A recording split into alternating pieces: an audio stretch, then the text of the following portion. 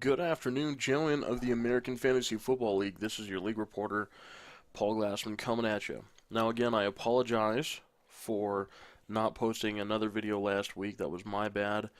I was going through some more health stuff last week, so I thought it was more important to get that taken care of than putting up a video. So, as I did 2 weeks ago, I'm going to be actually just going over the scoreboard, who I think is going to win, and nominating a game of the week. So as you can see here, we have our Week 8 power rankings. Oklahoma Ass Kickers have spent 3 weeks at number 1 at the top here.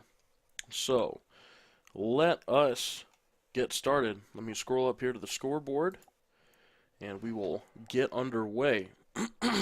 So this week, you have the UPS Loggers taking on the Bolo Power. Loggers at 3-5, having a dismal season. Bolo Power at 6-2, the number 2 team on the power rankings. I'm going to go with Bolo Power. You have the Orlando Breakers at the Cheesehead Champs. I'm going to say the Cheesehead Champs are going to be 4-5 at the end of this week. Then you have the Texas State Armadillos at the Tacktown Thugs. I'm going to say the Thugs are going to be 4-5 at the end of the week, going with 2 upsets here in a row. Next, you have the Oklahoma Ass Kickers against the Potty Winds, who I'm going to nominate as the game of the week. Ass Kickers are going to be 7-2 at the end of the week. The Oklahoma Outlaws at the Grifters. Outlaws are going to get up to win number 4 here, and the Grifters are going to just keep losing. Sorry, Dustin. The Arrowhead Raiders at the Pawtucket Patriot Ales. Griffin, I got to take you on this one because John hates when I pick him.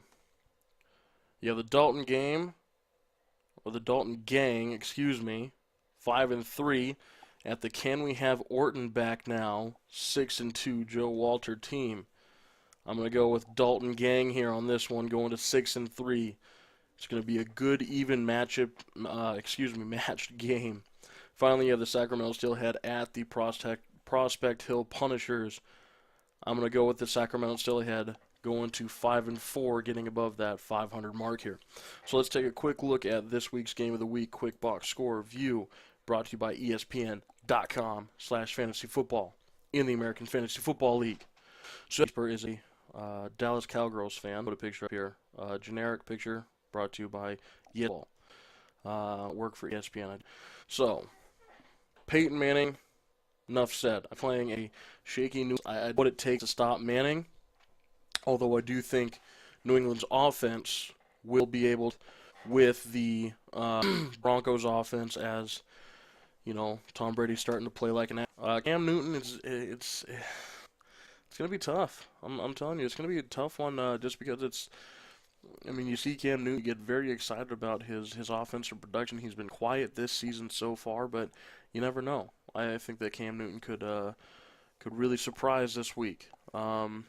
Another guy that obviously everyone really likes is Mr. J.J. Watt here. Playing Philadelphia this week, I think it's going to be a big week for him. Philadelphia doesn't have the greatest offensive line. I mean, they're strong at times, but they're inconsistent.